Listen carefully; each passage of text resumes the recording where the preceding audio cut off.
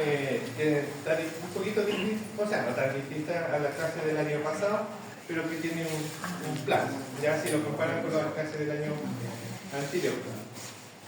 Antes de entrar de lleno a lo que es la explicación o descripción de las grandes valvulopatías, las más frecuentes, yo creo que esto es sumamente importante que lo puedan comprender, entender la fisiología y la fisiopatología de los ojos.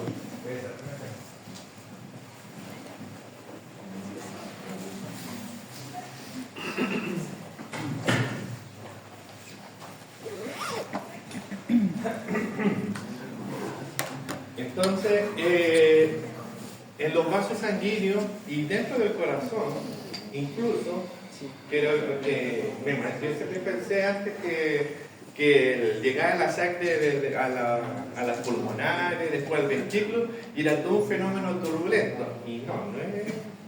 Se mantiene este principio del flujo laminar, ¿ya? Y eso en todos los vasos sanguíneos, incluso dentro del corazón. ¿Cuántos de ustedes han ido al río, no sé, al río Calle, que está más cerca aquí a Valdivia? O bueno, a París, al río Sena. ¿Cuántos han ido? No sé, a lo mismo cualquiera de los ríos. Pero, ¿se imaginan cómo es el río, el Calle? ¿Ah? ¿Es lento, el flujo, y produce algún ruido? Prácticamente ninguno.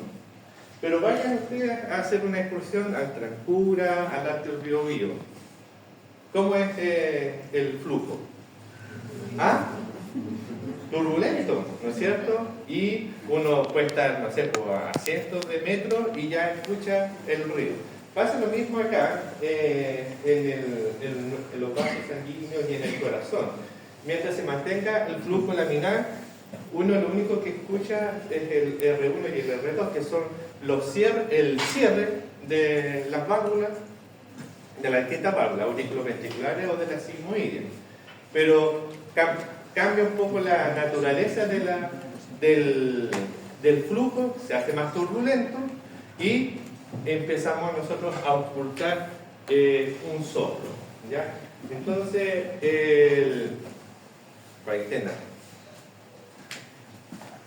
esta vamos a esta zona.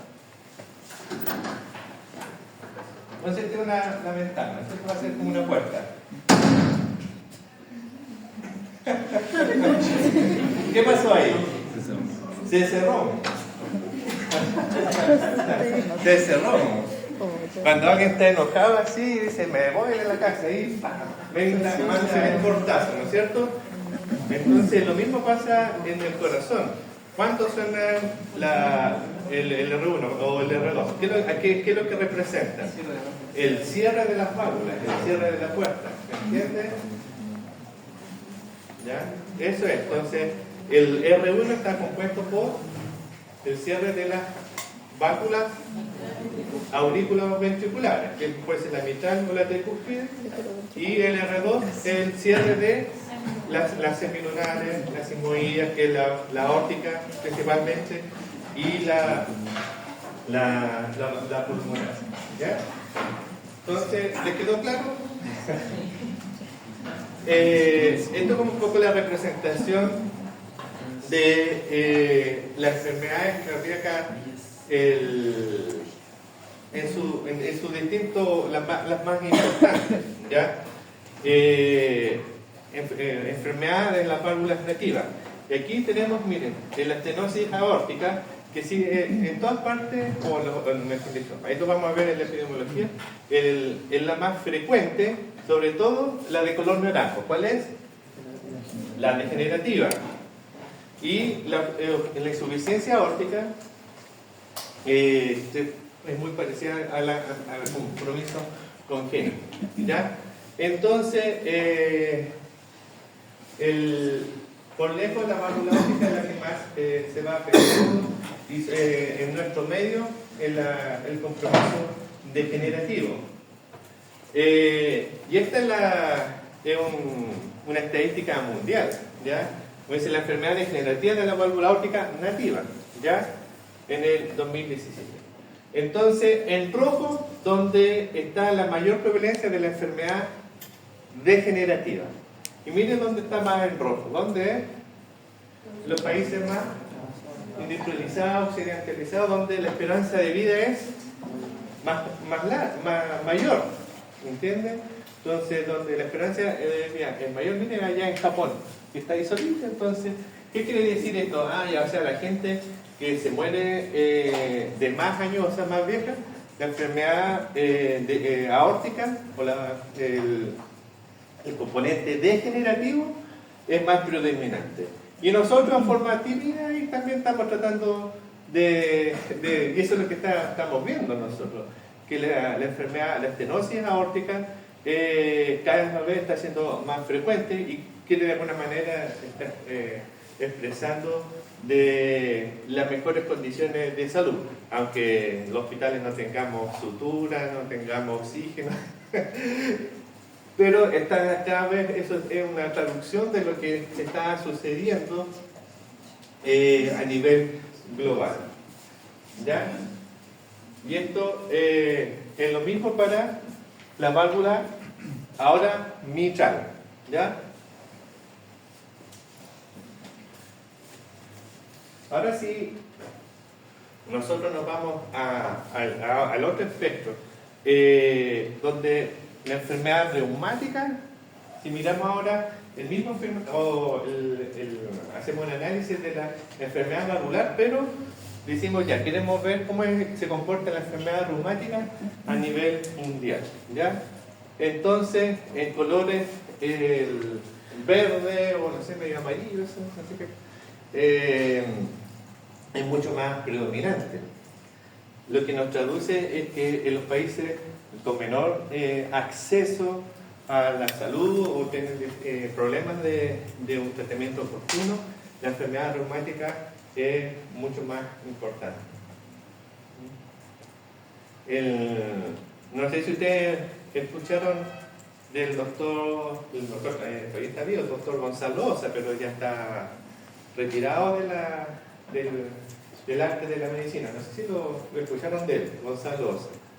Pero, claro, él llegó por ahí por los 60, más o menos, tal vez, más o menos por la década de los 60, 1960. Claro, y él decía que en la sala de medicina interna, decía, estaba todo lleno de enfermedad reumática. Ahora, anda a pillar una enfermedad reumática, una cuestión anecdótica, muy anecdótica. Pero sí vemos todavía pacientes que tuvieron una enfermedad reumática en algún momento y que ahora estamos viendo la condición inactiva. Pero ya es cada vez más raro la situación. Entonces vamos con hablar de la valvulopatía, con esta pequeña introducción ahí a la estenosis aórtica. ¿Qué les parece esa válvula aórtica? ¿Cómo está ahí? ¿No es cierto? Está llena de calcio, o sea, está muy degenerativa, ¿ya? No sé si se han dado cuenta de repente que cuando está como sucio el piso hay una piedra y justo como que una piedra, una pequeña basura, como que tranca o impide el movimiento de la puerta. Y dice, ¿qué le pasa a la puerta si se abría bien? Claro. Imagínense lo que pasa a la válvula aórtica cuando por un proceso degenerativo, por un proceso inflamatorio crónico, ¿ya? Esta válvula cada vez ya no se abre así espectacularmente, sino que tiene una mayor dificultad para abrirse. Entonces de ahí viene el concepto de estenosis, de esclerosis, de donde está más difícil la apertura. ¿Ya? Y si nos tiramos vamos hacia miren, en los pacientes menores de 65 años es súper poco prevalente y casi un 30% sobre los 65 años. O sea, claramente afecta a la población de mayor edad. ¿Ya? Y estenosis severa, casi un 10% sobre los 75. ¿Ya? Bueno, ¿cuáles son los factores de riesgo? ¿Por qué aparece mala estenosis aórtica? Por esto: el envejecimiento, la hipertensión y la diabetes y la enfermedad renal crónica o alguna enfermedad autoinmune. O sea, son todas condiciones que aumentan el estado inflamatorio del paciente, y eso va dañando o afectando a la válvula, ¿ya? Pero también si bien es la más frecuente, pero no es la única. También puede ser un compromiso congénito.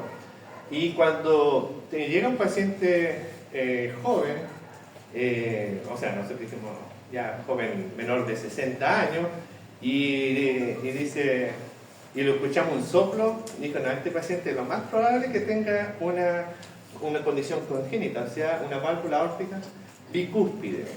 Y ese es como bien frecuente, ¿ya? Cuando estén en el concepto de un paciente que tenga una válvula aórtica bicúspide, importante que piensen en dos cosas más. No solamente que tenga una probable... Bueno, el compromiso bicúspide se puede generar o puede derivar a una estenosis aórtica o a una insuficiencia aórtica, ¿ya? Pero aparte de esto, quiero que piensen que hay otros dos compromisos más que puede tener este paciente. ¿Lo saben o no? Paciente con válvula aórtica bicúspide. No, o sea, es la degeneración de la válvula, o sea que o cae hacia la estenosis o hacia la insuficiencia, pero otro compromiso más allá del compromiso valvular. Sí, tiene que ver con la ortopatía. Muchas veces los pacientes se comprometen con dilatación aneurismática de la aorta ascendente, ya en esa primera porción, que alrededor de un 2 o un 3%.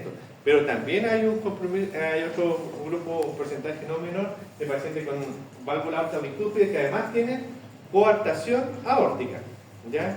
Entonces, cuando piensen o encuentren un paciente con una enfermedad, compromiso bicúspide, piensen en estas otras dos cosas. ¿Tendrá además una dilatación de la aorta ascendente?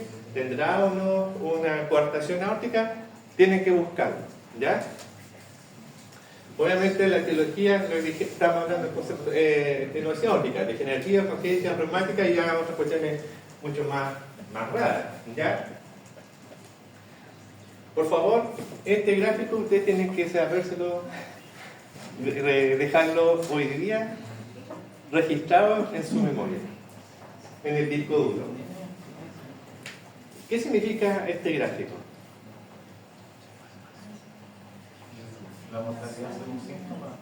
La mortalidad o la sobrevida, o qué le pasa a los pacientes que tienen una estenosis aórtica. Entonces, pasa una etapa de la vida, ¿ya? Que el paciente es completamente asintomático, ¿ya? Pero, ¿qué dice aquí? Comenzaron los síntomas, ¿y qué pasó con la sobrevida? Cayó. Miren, un 50% fallece a los 2 años, o sea, se pierde un cáncer. ¿Cuáles son los primeros síntomas? Disnea, síncope y angina. Disnea, síncope y angina.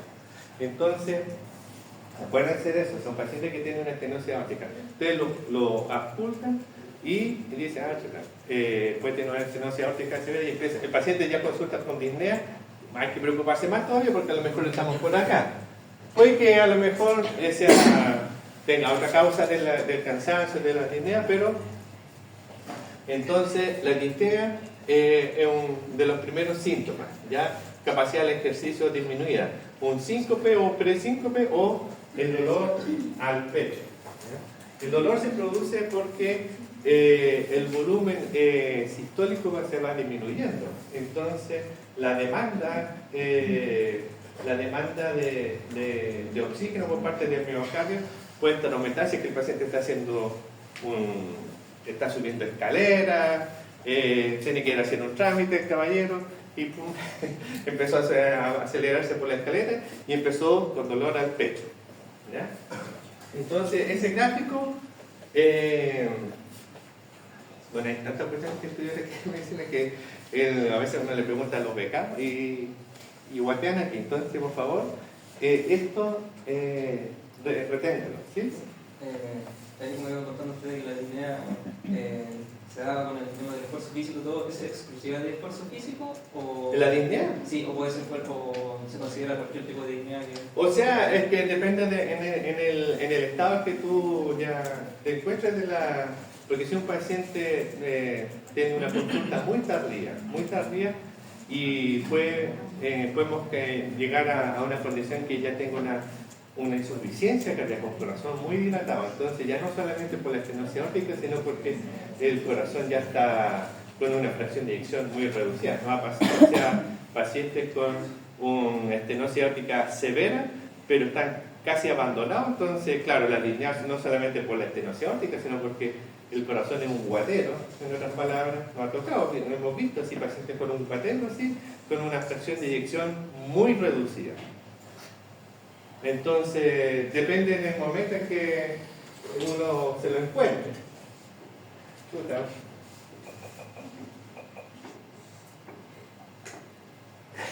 Bueno, la presentación la van a tener todo y ojalá que puedan escucharla en las casas, pero este es el soplo de estenosis aórtica.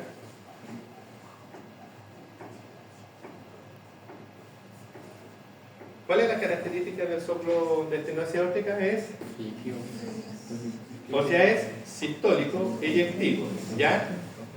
Uno lo puede ubicar ¿dónde? En el foco aórtico, en el foco aórtico accesorio. ¿Cuál es una de las características de su irradiación? Hacia el cuello, hacia la zona de las carótidas, ¿no es cierto?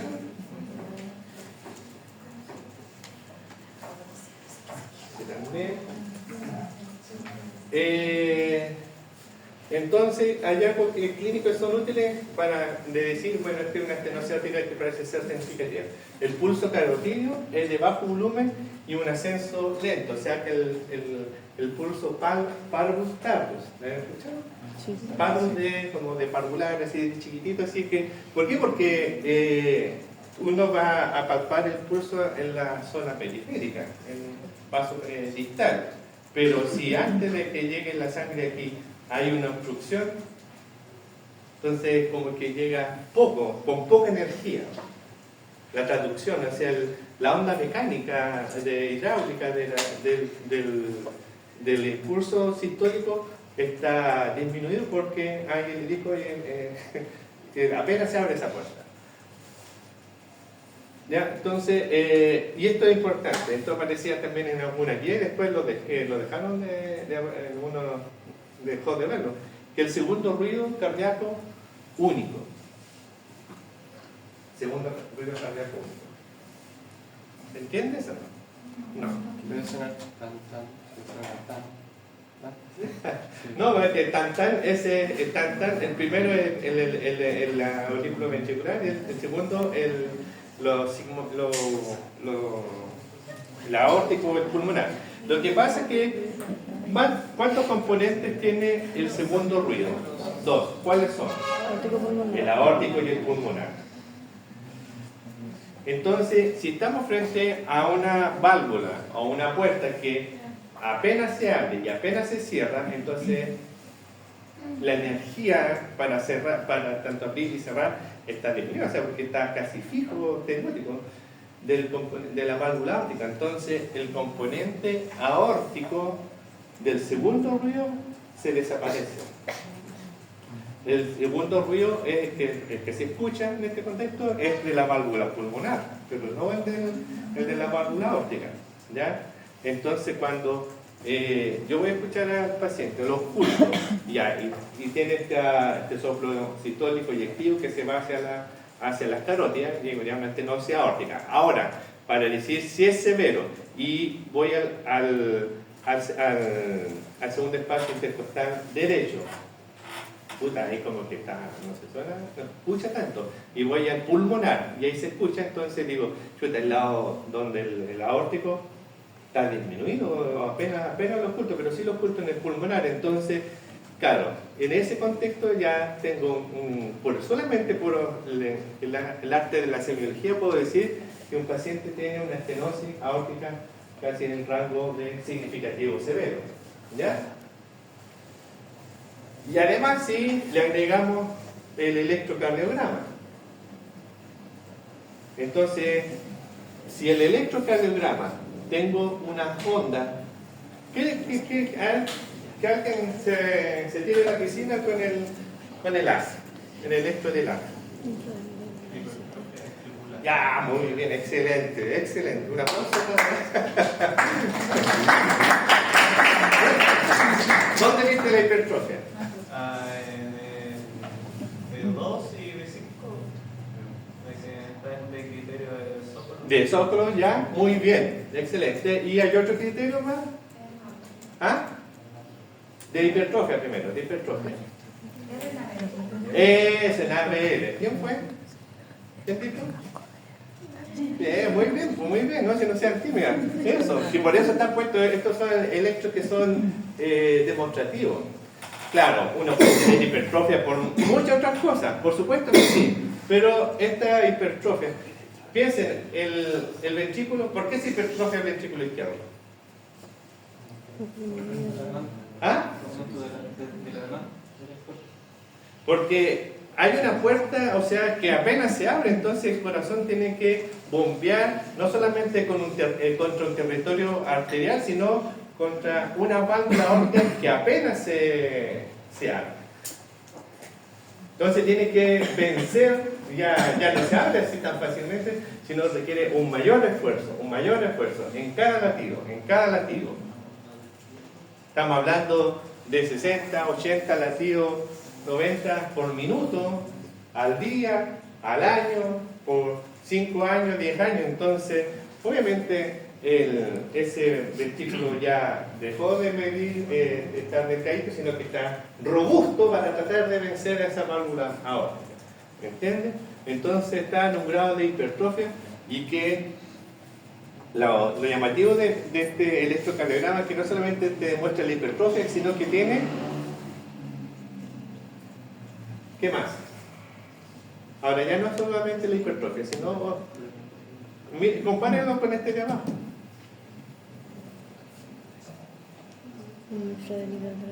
Que está realmente asociado al fenómeno de la hipertrofia ventricular.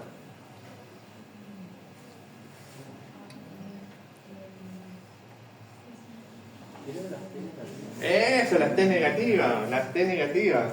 Están por todas partes, están en la pared de uno a ver y mira cómo están acá. ¿Eso qué quiere decir? Esa es la sobrecarga del ventrículo izquierdo. Entonces, paciente, lo escucho, estenosis aórtica, soplo sistólico, eyectivo, se irradia hacia las carótidas, el foco aórtico está disminuido o desaparecido, o sea, ausente. Y miro este electro, puedo decirle, incluso mándale estenosis aórtica severa. ¿Sí? Solamente con el examen físico, el pulso y un electrocardiograma. El choque sí, es bueno más para la insuficiencia mitral, pero estos son alteraciones, hallazgos que uno los puede encontrar en el paciente. ¿Ya? Claro. Bueno, esta es una tinción especial. Esto ya para los que quieren ser patólogos después. Ahora está el paciente con estenosis aórtica. Todo esto rojo que se ve aquí es un paciente que tiene una gran cantidad de fibrosis. ¿Ya? De fibrosis. Y obviamente, el paciente que tenga una fibrosis, él tiene mayor probabilidad de fallecer, de una sobrevida menor. Entonces, pacientes con síntomas o signos de una estenosis aórtica severa, sintomática, lo primero que hay que tratar de hacer, confirmar el diagnóstico con un ecocardiograma de superficie. ¿Ya?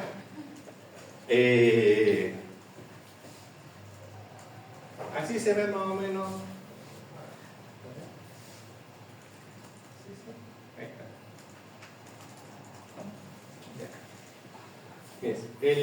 Para que puedan entender, este es un ventrículo, o sea, una imagen de abdominal. Tenemos aquí la aurícula izquierda y se ve la válvula mitral. Este es el ventrículo izquierdo y miren las paredes súper gruesas. Y esa es la válvula óptica. Se mueve, pero no se abre. Miren lo que pasa, que esto es una vista paraesternal. ¿Se fijan? Se mueve un poco, pero no se abre nada. Uno de mirarlo así dice, esa cuestión estamos listos para la foto. Y este es un paciente que tiene una estenosis, o sea, tiene una válvula aorta bicúspide, que parece así como una boca de pez. Y aquí, bueno, el gradiente que está muy elevado, que cumple los criterios tanto por velocidad y de gradiente medio. ¿Ya? Todas las indicaciones entonces, todos los pacientes que nos mandaste a hacer un ecocardiograma para confirmar el diagnóstico. Entonces, el examen de regla para confirmarlo es el ecocardiograma. Y que tenga una velocidad mayor de 4 metros, un gradiente medio de 40. Y ya con eso son criterios suficientes para operarlo. Hay otras condiciones más raras que no es el motivo de la clase, pero también hay otros exámenes cuando estamos en la duda, que es el TAC cardíaco. Y si lo que se miden son las unidades de Agatston. Y en el caso del hombre, si miden como el calcio en la válvula aórtica, si es más de 3.000 y más de 1.600 en la mujer, más de 3.000 en el hombre y 1.600, es altamente probable que tenga una estenosis aórtica severa. ¿Ya? Las recomendaciones de operar. Bueno, hoy en día la situación ha ido cambiando porque antes operaron, lo tradicional era hacer la esternotomía, la clásica cirugía de reemplazo valvular aórtico, que no estaba exento de la morbimortalidad, o sea, estamos hablando de pacientes, la mayoría te queda, ¿no es cierto?, que pacientes añosos, entonces con muchas comorbilidades, que meterlos al pabellón, los amigos los cirujanos no rompen, rajan y todo. Claro, el objetivo es de que la mortalidad sea mínima, pero hay pacientes que llegan muy deteriorados, entonces el riesgo quirúrgico muchas veces es muy alto, ¿me entiendes? Claro, lo operé y quedó súper bien, sí, pero está muerto. No es la gracia, o sea, la idea es operarlo y que quede bien, ¿me entiendes? Pero hay situaciones en las cuales el riesgo quirúrgico supera el beneficio. Entonces, por eso que a alguien se le ocurrió que así como se colocan en los vasos coronarios, después en las otras arterias, diseñaron los dispositivos que son percutáneos, o sea, la válvula, bueno, hasta para la mitad ahora, pero partió con la válvula aórtica. Y hay todo un desarrollo tecnológico de dispositivos para implantar vía percutánea. Entonces ya no se hace el clásico, la esternotomía, sino que a través de una incisión femoral. Algunos lo hacen por el cuello, por ahí son medio raras esas cuestiones, pero habitualmente por la vía del acceso femoral, ¿ya? Y con menos días UCI, en realidad casi es como más corto que ir a operarse de una apendicitis. Están un día, 2 días y al otro día, pum, está todo ok, y ya no se hace con anestesia general, pum. ¿Me entiendes? Entonces, las cosas se van simplificando. Entonces, depende de donde tú estés, si en Europa o en Estados Unidos, los cortes son distintos para definir. Porque claro, decimos, los europeos dicen ya de 75 para arriba, no parece tan descabellado que los pacientes se sometan a una TAVI, ¿ya? Reemplazo valvular aórtico percutáneo. Pero en Estados Unidos ahí ya tienen sus propias guías. Pero lo importante es que sepan que el paciente hay opciones, ¿ya? Hay opciones de tratamiento dependiendo del escenario clínico del paciente. ¿Ya? Y bueno, hay también una guía, pauta que dicen a favor de una TAVI o reemplazo valvular quirúrgico, ¿ya? Para que lo revisen. No, la idea no es que se lo sepan de memoria estas cuestiones, no. Lo que yo quiero que ustedes sepan de memoria la sospecha desde el punto de vista clínico, ¿ya? ¿Qué pasa cuando ya hacen el diagnóstico? ¿Qué es lo que hay que hacer con los pacientes? Esta es una garantía GES. Entonces esto está garantizado ya por el sistema de salud hoy en día en chileno, que si teniendo una estenosis que cumpla los criterios de severidad y que el paciente sea asintomático, su proveedor de salud, ya sea FONASA o ISAPRE, tiene que resolverle en determinado tiempo. Entonces usted está en la facultad que le dice, oye, le encontré, lo mandé a hacerse el ecocardiograma, te llevo de vuelta, aquí está doctor, ¿cómo te llamas?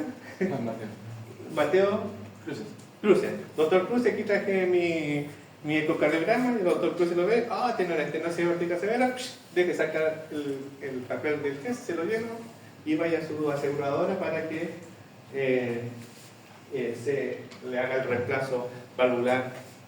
Y esto ya está especificado en la cantidad de días. Tiene que además hacer una coronariografía y una evaluación dental. ¿Por qué una evaluación dental?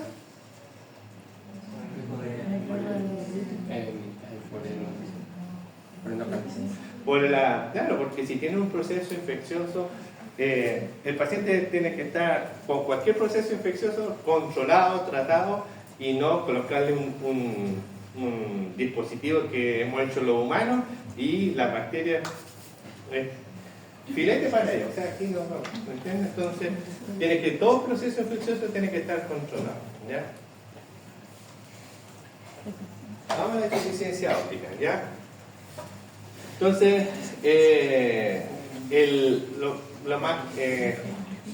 lo más clásico, o sea, pero la enfermedad degenerativa también puede no solamente caer en una estenosis aórtica, sino también la valvular bicupe, la enfermedad reumática, ¿ya? Y va a depender también del contexto donde nos encontremos, ¿ya?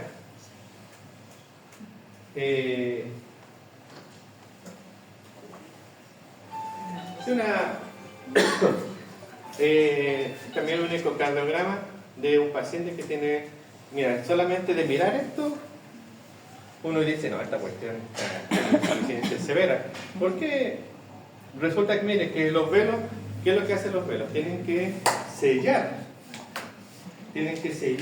idealmente herméticamente, que no pase o que no se devuelva ningún glóbulo rojo hacia el ventrículo izquierdo, o sea, salieron del ventrículo hacia la aorta y esto tiene que cerrarse y quedar todos los glóbulos rojos en la aorta, ¿ya? Y ahí continuar el circuito.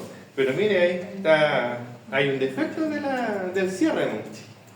Es como que hasta nuestra ventana no se cierra bien y obviamente entra el aire y no entubimos. Entonces pasa esto. Esto es como más evidente. Entonces, causa de insuficiencia óptica, muchas, ¿se entiende? Puede ser por la enfermedad de la válvula, como dice ahí, o también puede estar comprometido la raíz, ¿ya? Por ejemplo, el compromiso, el marfan, o todas estas enfermedades del colágeno se acompañan de dilatación de la raíz y de la aorta, ¿ya? Con los síntomas más clásicos de la insuficiencia óptica, básicamente los mismos o cualquier enfermedad crónica, disnea, ortorrea, disnea parasítica nocturna o edema pulmonar agudo, ¿ya? El año pasado yo le hice las preguntas de esto a sus compañeros que están un año más arriba. Por lo menos lo más clásico, ¿se entiende? que es lo que era el pulso de Corrigan, el pulso de Muset, ¿ya? Que son como los clásicos de la insuficiencia aórtica, ¿ya? Obviamente en la insuficiencia aórtica también se acompaña, como el corazón está más dilatado, hay una cardiopatía dilatada por la insuficiencia aórtica, no solamente vamos a encontrar muy parecido al electro de la estenosis aórtica con crecimiento de cavidad del ventrículo izquierdo y con sobrecarga, ¿ya? Esto lo van a tener que escuchar en su casa. Pero el soplo de la insuficiencia aórtica, ¿en qué parte del ciclo se ausculta? En el diástole. En el diástole. Y todo soplo diastólico es patológico. ¿Ya?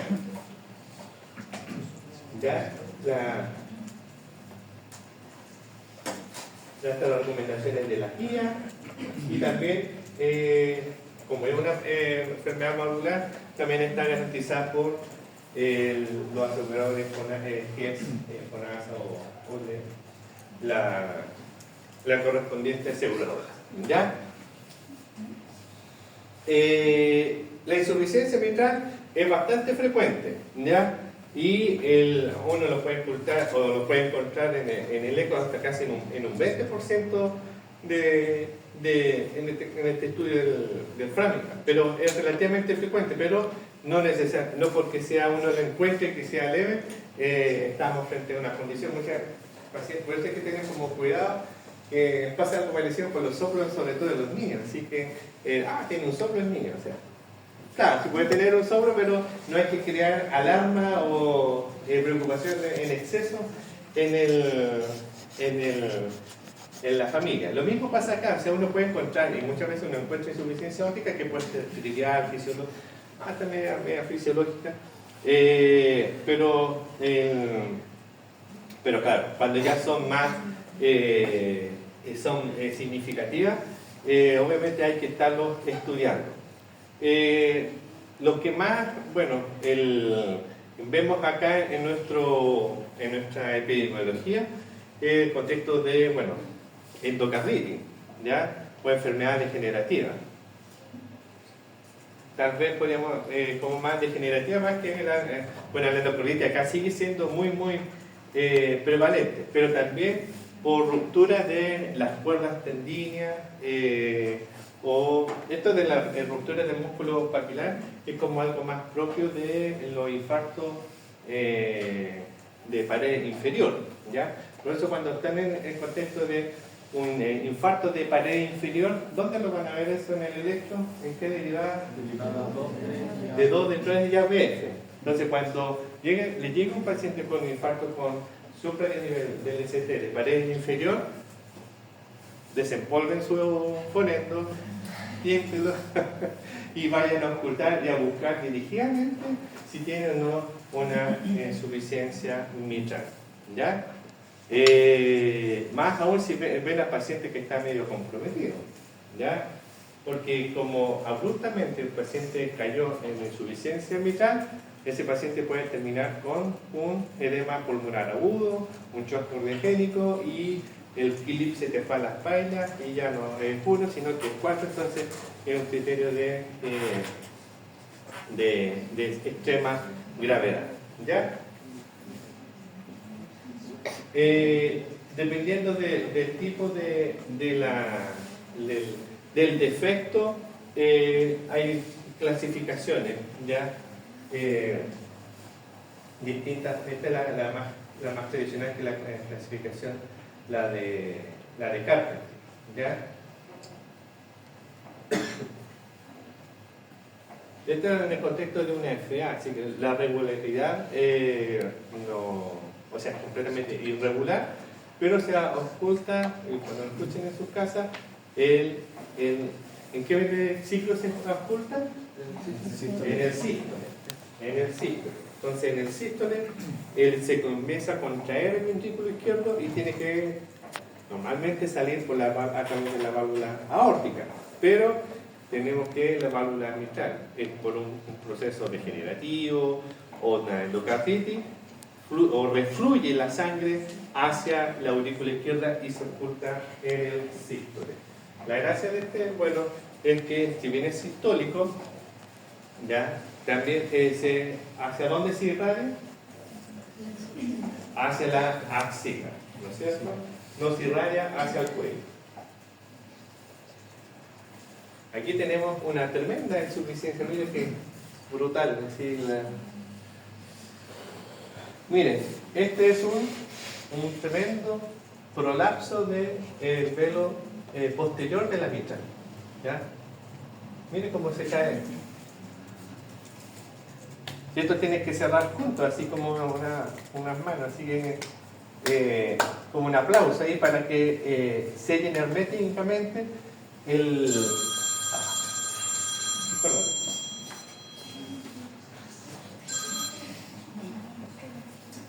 Y miren, no se cierra, y lo cual produce esta tremenda insuficiencia mitral, casi efecto coarda.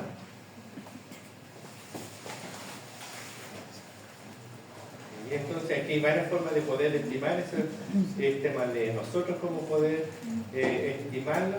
Y esto es importante, poder diferenciar o que tengan el concepto de si la insuficiencia mitral es primaria o secundaria. ¿Tienen la idea por qué hacemos esta diferencia? ¿A qué se refiere? Mira, básicamente lo que se refiere es si el compromiso es de la válvula mitral, ¿ya? Que es primaria, o sea, que está afectado. Por ejemplo, una endocarditis, un prolapso, ¿ya? Una ruptura del músculo papilar, eso está afectando directamente a la válvula mitral, ¿ya? En cambio, en la secundaria, el problema no está en la válvula, sino que el problema está muchas veces en el ventrículo, porque comenzó a dilatarse, y esto comenzó a traccionar los velos y empezar a impedir que se pudieran cerrar bien, ¿ya? Y lo que está... Perdón. ¿Ya? Esto de acá, ¿ya? O en esta situación, ¿ya? Que no se cierra bien porque empezó a dilatarse, tuvo un infarto. Entonces, claro, las válvulas, si uno las mira, están anatómicamente normales, pero como está tan dilatado el ventrículo izquierdo que traccionó todo el aparato subvalvular y impidió o impide que se pueda cerrar. Entonces, ese es el concepto de enfermedad o insuficiencia mitral secundaria, ¿ya?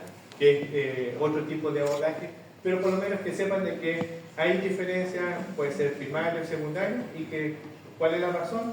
Con eso es suficiente, ¿ya? Vamos a la estenosis mitral. Es como rapidito, así, una válvula batea otra. Y mira, este es un caso clínico que me tocó un paciente de 73 años, hipertenso, venía de pequeño esfuerzo y refería palpitaciones ecuacionales. Y este era su tratamiento, y el doctor que lo vio, el cardiólogo, lo mandó a hacerse un ecocardiograma. Ese es su electrocardiograma. ¿Qué le parece? ¿Cómo está el ritmo? ¿Regular o irregular? Irregular, ¿no es cierto? ¿Tiene onda P? No se le ve onda P. No se le ve onda P. Entonces, si no tiene onda P y es irregular, entonces ¿qué es lo que es? ¿Ah? Una fibrilación auricular, ¿no es cierto? Bueno, el chasquido de apertura lo van a escuchar en su casa. Y miren lo que encontramos acá. Ya, esta es la válvula, o sea, la aurícula izquierda, ¿ya? Y esta es la válvula mitral. Este es el ventrículo izquierdo, este es el septum interventricular, porque esta pared divide al ventrículo derecho que está acá arriba, hacia anterior, y acá está el ventrículo izquierdo. Entonces esta pared divide a estos dos, y aquí este es el ventrículo izquierdo. Y miren esta válvula mitral. Miren, esa es la válvula aórtica. La válvula aórtica se abre súper bien, pero miren cómo está esta válvula mitral. ¿Cómo se abre? ¿Ah? No se abre. Ahí se abre un poquitito, ahí. Una miseria. Pero miren, no se abre casi nada. Y todo esto es la aurícula izquierda, pero ¿qué es lo que se ve adentro de la aurícula? Por eso puse esta imagen ahí. Un cuadro, un trombo.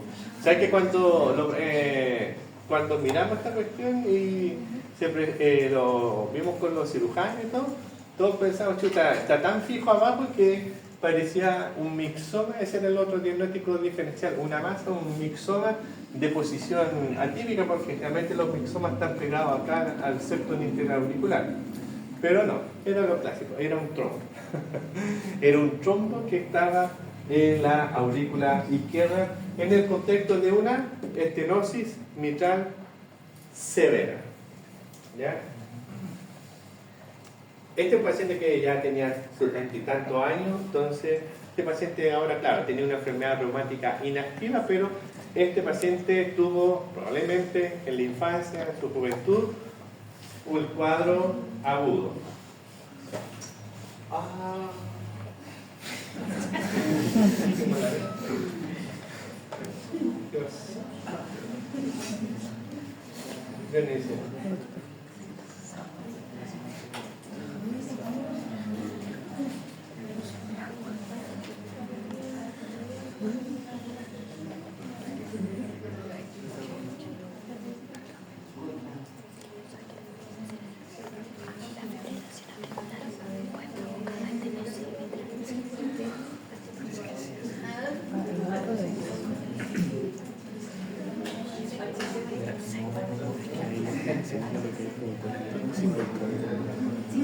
El trombo puede todavía. Porque tenía una esfera, pero a lo mejor la esfera Ya.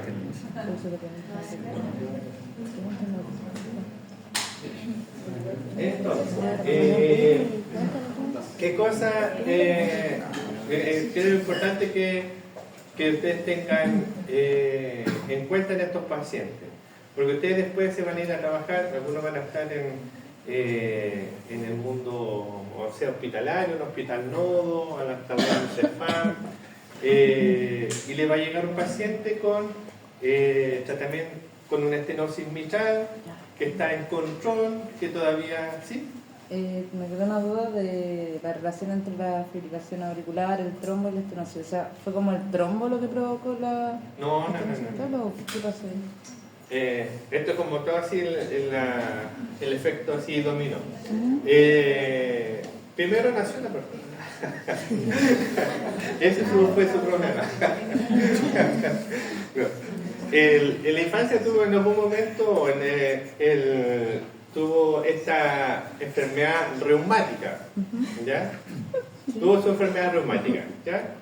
Y bueno, no lo llevaron a tiempo, y típico que y sobre todo si viene en el campo, que es más o menos lo clásico, no, se te va a pasar, le dijeron toma un par de agüitas y nunca le dieron antibióticos. El paciente tenía una amigdalitis, que es lo más clásico, ¿ya? Pero puede ser por otros procesos.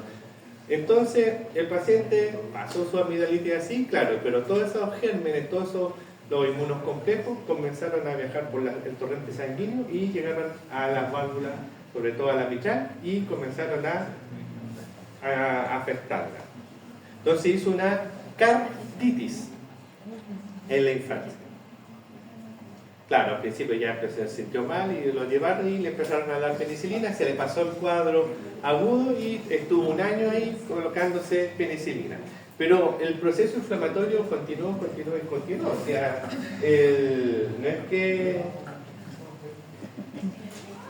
la cosa, si bien pasó lo agudo, pero hay un proceso inflamatorio crónico sobre la válvula mitral y que comienza como a retraerse, a estenosarse, ¿entiendes?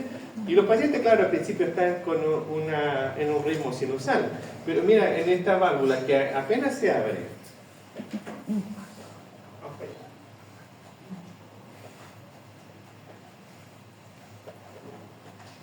se cayó, le pasó el video, bueno, ya.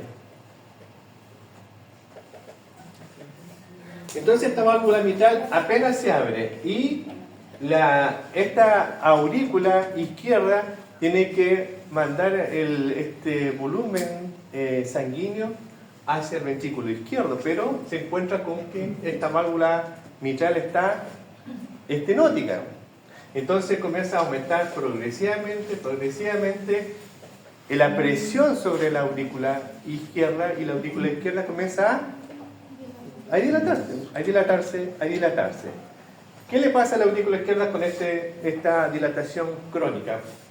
Se empieza también a fibrosar y ya dejó de estar en ritmo sinusal y pasa a fibrilación auricular.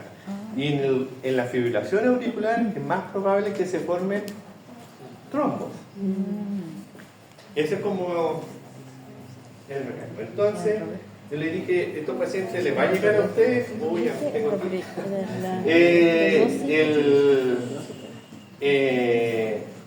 Y les va a llegar, y estos pacientes con estenosis mitral tienen que recibir, si están en FA, si la combinación es estenosis mitral moderada o severa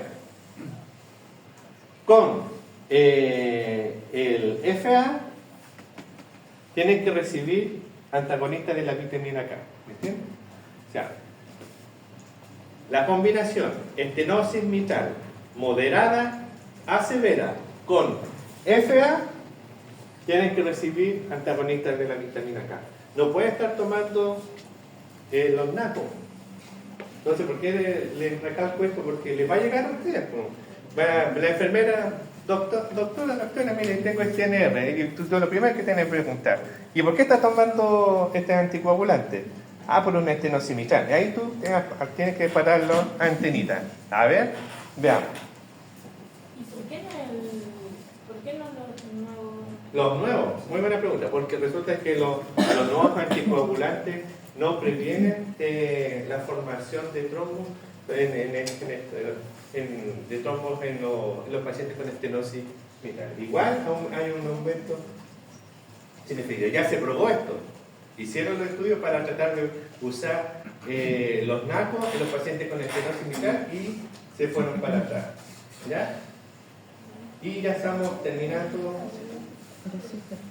la última presentación, la última slide. El ductus. El ductus, aquí que ya cambiamos, que estamos dentro del tema de las valvulopatías y de los soplos. El ductus es un conducto que comunica en forma normal a la arteria pulmonar con la aorta. ¿Cuándo? Cuando estamos viviendo cuando vivimos en el útero de nuestras madres. Claro, porque resulta que en nuestra vía fetal nuestros pulmones están ventilando o no están ventilando. No.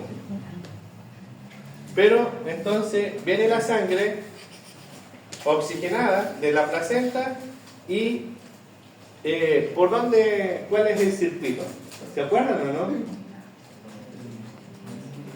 Viene de las dos cavas y llega aquí a la aurícula derecha. ¿Por dónde?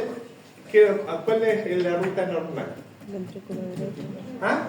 Ventrículo derecho. Ya, esa es la ruta normal. Pero cuando estamos en el foramen oval, cuando estamos en el útero materno, llega a la aurícula derecha, pero el foramen oval está permeable, como están cerrados los pulmones. La resistencia pulmonar está aumentada, entonces todo esto, el sistema pulmonar es un sistema de alta resistencia porque están súper colapsados los pulmones y no están ventilando. Entonces hay alta presión acá sobre todo el territorio pulmonar. Entonces por simple presión se pasa por el foramen oval de la aurícula derecha a la aurícula izquierda. Pero igual pasa un remanente hacia el ventrículo derecho. Entonces, ¿qué pasa al ventrículo derecho para no saturar de presión a esto? Pasa por el ductus, van acá. El punto es que cuando al momento de nacer, pum, se abren los pulmones, baja la presión y este comienza a cerrarse.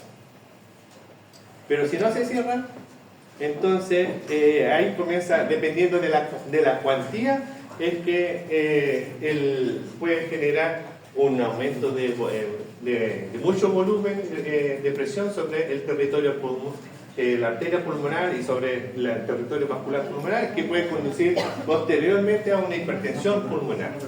Entonces, es súper simple. Lo leen y van a entender al tiro chiquito. ¿Ya? Y el soplo es un soplo como casi continuo, porque como pasa de un sistema de alta presión de la aorta hacia un territorio de menor presión en la arteria pulmonar, entonces el flujo prácticamente, o el soplo es continuo. El soplo está ahí para que después lo ausculte. Esta es otra condición. Aquí ya cambiamos, y ya me quedan un par de diapos más. Esta es una paciente que tengo en la clínica. Mire cómo está este ventrículo. ¿Cómo está? Muy hipertrófico, brutalmente hipertrófico. Y mire qué le pasa a la válvula mitral. ¿Ah? ¿Cómo que? Porque mira, la sangre tiene que salir por acá. Por aquí tiene que salir la sangre. Y justamente la tapa. La está tapando. O sea, en otras palabras más elegantes, la está obstruyendo. Está obstruyendo la salida del flujo de sangre por la válvula aórtica, porque está este fenómeno de SAM. SAM significa movimiento sistólico anterior. ¿Qué es esto? ¿Entienden? Y esta es una pregunta de prueba, así que, pero antes de la pregunta de prueba, tienen que entender esto, el mecanismo de la valsalva. Este está levantando pesas, ¿no es cierto? Está haciendo un gran esfuerzo. Ahí tiene la glotis cerrada, ¿no es cierto? ¿Y qué es lo que hace? Aumenta la presión intratorácica. Y las venas o la sangre que fluye hacia el corazón con la maniobra de Valsalva, ¿fluye o no fluye hacia el corazón? Con esta presión intratorácica aumentada. No, pues menos. O sea, fluye un poquitito, no digamos que no fluye nada, porque si no, con una pequeña Valsalva estaríamos todos haciendo síncopes. Pero no, hay... Pero eso es lo que pasa. ¿Han visto los videos cuando los campeones sí empiezan a levantar y ya hacen el esfuerzo muy sostenido? Entonces, claro, como dices tú, fluye menos sangre hacia el corazón. ¿Por qué? Por la presión que está haciendo. ¿Me entiendes? Como que le cerraste el flujo sanguíneo. El débito, mire la presión aórtica. Cae y disminuye el retorno venoso hacia el corazón y en consecuencia el gasto cardíaco. Si no le estáis pasando nada de sangre al corazón, ¿qué va a estar eliminando? Entonces, obviamente, si tú estás ahí levantando la pesa mucho rato, ¿qué le va a pasar? Síncope. Ya. Entonces, cuando la Valsalva es muy intensa o aumenta la Valsalva, ¿le llega más o menos sangre al corazón? Menos sangre al corazón. Y si a esta cavidad que ya está reducida le llega menos sangre, ¿estas paredes se juntan? ¿Qué le pasa a las paredes? ¿Se juntan más o menos? Más se juntan, porque le está llegando menos sangre. ¿Qué le pasa al soplo? Aumentan. Bueno, son geniales ustedes. ¿Entendieron? Entonces, esta es una pregunta. ¿Le voy a hacer esta pregunta? Se la voy a hacer. Después nos van a decir, ay, ¿por qué hice esta pregunta? Aumenta la presión torácica. Aumenta la presión torácica dorsal. Entonces, en la miocardiopatía hipertrófica, en la valsalva, ¿qué le pasa al soplo? Aumenta porque se obstruye más todavía. Se obstruye más. Esta se las voy a preguntar. Y después se la parar.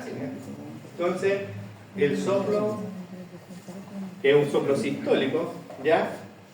Que nos irradia hacia el cuello, con la valsalva, en la miocardiopatía hipertrófica obstructiva, aumenta de intensidad. ¿Sí? Sí, ¿podría volver a explicar un poquito por qué las paredes se juntan? Porque le está llegando menos sangre. ¿Cómo hacemos que haga valsalva? ¿Ah? ¿Cómo hacemos que haga valsalva? Que cierre la glotis y apriete el tórax. Es una forma. ¿Ya?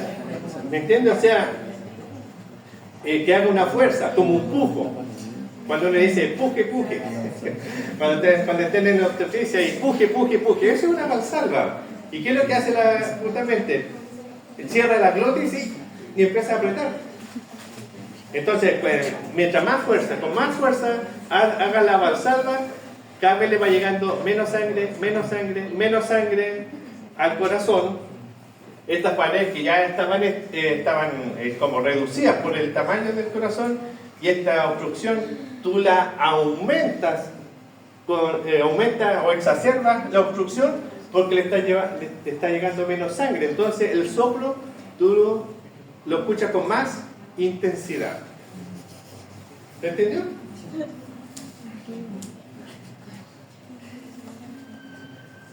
Y miren la desgracia. Esta es una paciente que me tocó, el doctor, el colega que está de turno en la UCI, en la clínica, me dijo, doctor, no repunta la señora, le abrieron la arteria y ya está lista, pero no pasa nada con la señora, está yendo a piqui. ¿Qué le está pasando a esta paciente? ¿Qué le pasó? ¿Ah? Bueno, hasta ahí está clarito y se ve. Pero mire, se supone que tiene que tener una continuidad aquí en la pared. Pero mire, es tremendo hoyo. La CIB.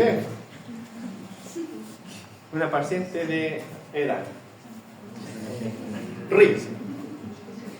Sí, pues sí, una paciente de añosa no soporta este cambio brutal de hemodinámica. Terminó falleciendo. Bueno, como el soplo de... Bueno, ¿se ve? Sí. El orificio. ¿Qué cosa? ¿Sí? Disculpen, no entendí la imagen anterior. ¿Pero se entiende esto? Este es la CIB, este es el tabique, este es el septum interventricular, que tuvo un infarto y se empezó a adelgazar y pum, se rompió este septum.